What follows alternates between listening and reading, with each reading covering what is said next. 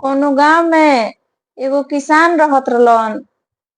ओ किसान के एगो बेटा रहे। वो बेटा बचपने से अपांग रहे। बचपने से एगो पैर से ऊ विकलांग पैदा भई रहे। गांव के लोग बड़ा तरस खाए उ लइका के देख के, कहे जे कैसन नसीब लेके इ लइका पैदा भइल बा। आ बापू मतारी के कैसन नसीब बा जे एगो बेटा भइल आ उहो बेटा विकलांगे पैदा भइल बा।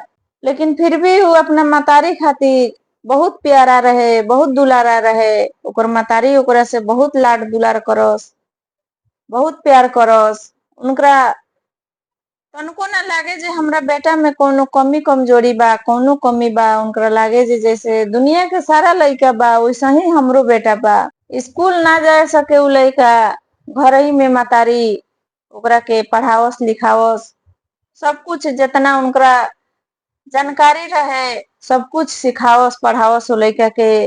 अब जब 10 बरस के उ लइका भइल तले उ लइका के मतारी के बहुत ज्यादा तबीयत खराब भइल। ओ गांव में कोनो बड़ा हॉस्पिटल ना रहे, कोनो बड़ा डॉक्टर ना रहे जो उनकर इलाज होखो। शहर ले जाए के वो किसान के लगे क्षमता ना रहे। अब एक दिन उनकर देहांत हो गईल। देहांत जब हो गईल तो उ लइका के ऊपर और किसान के ऊपर बहुत दुख के पहाड़ टूटल। गांव के लोग आके उ लोग के संभरलक, समझैलक बुझैलक। गांव के लोग कुछ दिन के बाद किसान से कहे लागल जे तू दोसर शादी कर ल, ना तो तहरा लइका के तहरा के देखभाल करी। केतना दिन के तहनी के बनाई खियाई या देखी। अब किसानो सोचलन जे गांव के लोग सही कहता, हमरा भी अब दोसर शादी कर लेवे के चाही।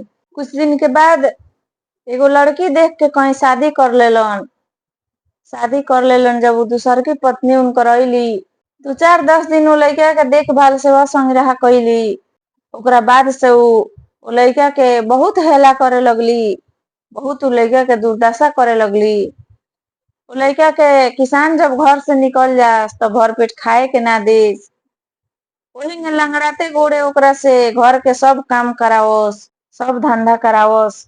लइका के शुद्ध कपड़ा ना देस, सुते के भी लइका के घर से बाहर बिछावना क देस। अब वो कुछ किसान भी धीरे धीरे वो अपना दूसर की पत्नी के रंग में एकदम रंगा गई रहलन। जेंगे कहस ओहिंगे वो किसान करस। एकदम लइका के बाहरे खुला में बिछौना भी क देवे लोग, वही जा सुते, वही जा खाए पिए रहे, असिया बसिया जौन उबरे पुबरे तौन लइका के दे देस। एकदम अपन सौतेला वाला व्यवहार पूरा सौतेला वाला रूप अपन देखावे लगली। और वैसे ही कुछ दिन बीतल तो दूसर की पत्नी से एगो बेटा भइल। बेटा भइल तो जब वो बेटा बोले चाले वाला हो गईल, खेले ओले वाला हो गईल, तो भैया भैया कह के वो लइका के संगे घुले मिले लागल। तो जब भी सौतेला मतारी देखस तो इनके बड़ा जलन होखे। अब वो लइका के लगली भड़कावे या लगली मन में जहर घोले जे ई तोहर कोनो भैया उइया ना हो, तारा कोनो जरूरी नहीं खे एकरा संगे बोले बतियावे के एकरा लगे जाए के। ई तोहर कुछो ना हो, एकरा से कुछो ना हो, ई तो एगो लंगड़ा हो, एगो अपांग हो। बहुत ओकरा के हेला करस। लंगड़ा लंगड़ा लंगड़ा कह कह के ओकरा के एकदम लंगड़े नाव ध देले रहली। ए लंगड़ा हेने आओ, हेने जो, कोनो बात कहस तो लंगड़े कह के कहस। अब कुछ दिन बीतल तो किसानों के कोनो बड़का भयंकर बीमारी हो गई। वो बीमारी से किसानों के मौत हो गई, वो किसानों मर गईलन। अब तो वो किसान रहलन तो कुछ थोड़ा बहुत उ लइका के देख चाह करस। अब वो मर गईलन तब तो इनकर एकदम एकलौता राज हो गई।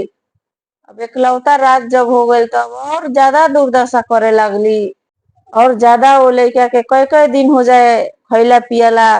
एक दिन के बात हो जो लइका असोरा में सुता रहे, ठंडा के दिन रहे, एकदम शीतलहरी के दिन रहे। इतना ना ज्यादा वो लइका के ठंडा लागल, इतना ना ज्यादा शीतलहरी लागल जे सोचलक जे गेट बजाओ तनी कहीं माई गेट खोल दीहन तो जाके भीतर कोनो कोना में सुत जाए। बहुत गेट बजैलक उ लइका, बहुत गेट बजैलक, लेकिन उ मतारी उ सौतेला मतारी गेट ना खोलली। गेट जब ना खोलली तो उ लइका सोचलक जे हमरा यहाँ रहल एकदम बेकार बा। हमरा यहाँ से कहीं चल जाए के चाही, यहाँ फिर लौट के हमरा ना आवे के चाहिए घर में। वही रात के उ लइका जैसे तैसे करके ढत ढिमलियात वो घर से निकल गई। जाके कहीं कोनो शहर में कैसहू लइका पुगल, जाके कोनो सेठ के यहाँ उ एगो छोट मोट नौकरी करे लागल। जितने उ सेठ देश ओकरा के तनख्वाह उतने में वो नौकरी करे लागल। धीरे धीरे वो लड़का के ईमानदारी या व्यवहार विचार देख के उ सेठ ओकर तनख्वाह भी बढ़ा देलन। और धीरे धीरे कुछ दिन बीतल तो दोसर आदमी वो लड़का के अपना व्यापार में अपना काम में आधा के साझेदारी आधा के पार्टनरशिप बना के एगो कोनो छोट मोट व्यापार कर लेलक। वो व्यापार से फिर कुछ दिन बीतल तो लड़का एकदम अपन खुद अपन पर्सनल एगो दुकान खड़ा कर लेलक, बहुत बड़ा बिजनेस खड़ा कर लेलक। वो लड़का एकदम ओकर दिन लौट गए, एकदम ओकरा जिंदगी में खुशहाली आ गई। हर चीज ओकरा रुपया पैसा के कोनो कमी ना रहे, एकदम खुशी से अपन जीवन बितावत रहे शहर में। अभी महबूब मतारी के एगो बेटा जौन रहे वो अब मतारी के छोड़ के शहर में चल गई रहे। वो मतारी के ना बूझे ना पूछे ना कुछ, कोनो खोज खबर ना करे। अब एक दिन इनकरो तबीयत बहुत ज्यादा खराब रहे, एकदम वो बिस्तर पकड़ लेले रही, बेड पकड़ लेले रही। तो गांव के लोग शहर में गई तो लड़का के कहलक जे तारा माई के बहुत ज्यादा तबीयत खराब बा और ओकर बेटा भी ओकरा पास में नहीं थे, शहर चल गई बा ओकरा छोड़ के। अब जब ई सुनलन तो बहुत ज्यादा नेक दिल के रहलन, इनकरा से बर्दाश्त ना भइल। यहाँ से शहर से अब गांव गइलन। गांव जब गइलन गेट बजैलन तो उ तो बिस्तर पकड़ लेले रही, लेकिन कैसहू उठ के आके गेट खोल ली। गेट जब खोल ली या देखो तारी जे हमर सौतेला बेटा हो, एकदम उनका आंख से झरझर आंसू गिरे लागल। हाथ जोड़ के कर जोड़ के एकदम उनकरा आगे खड़ा हो गईली, गोड़ में उनका गिर गईली जे हमरा के माफ कर दो, हम बहुत अत्याचार कैले बनी तहरा पर, हम तोहर माई बने लायक ना रनी। अभी लड़का एकदम मुस्कुरात ओ माई के उनकरा से कुछ ना कहलन, कुछ शिकवा शिकायत कुछ ना कहलन ना सुनलन। उनकरा के उठा के ले जाके फिर बेड पर सुतैलन। जाके लेके माई के कहीं शहर में बहुत अच्छा डॉक्टर अब अच्छा हॉस्पिटल ले गईलन। उ माई के इलाज करैलन, पूरा सेवा बर्दाश्त कैलन जौन एगो बेटा के करे के चाही, पूरा तरह से उनकरा के ठीक कर देलन। मतारी उनकरा से बहुत माफी मांगे लगली, बहुत कर जोड़े लगली कहे जे हम तोहर माई बने लायक ना रनी, हम बहुत अत्याचार कैनी तहरा पर, आज तू ही हमरा के जीवन दान देलो, हमर बेटा हमरा के देखे तक ले ना आई। उ लड़का कहलक जे कोनो बात ना माई, हम तो तहरा के दिल से अपन माई मान ले रनी, आज भी माने नी। यही से कहल जाला जे शरीर के अपांग से शरीर के कमजोरी कोनो कमजोरी ना हो, बस मन बलवान होके के चाही।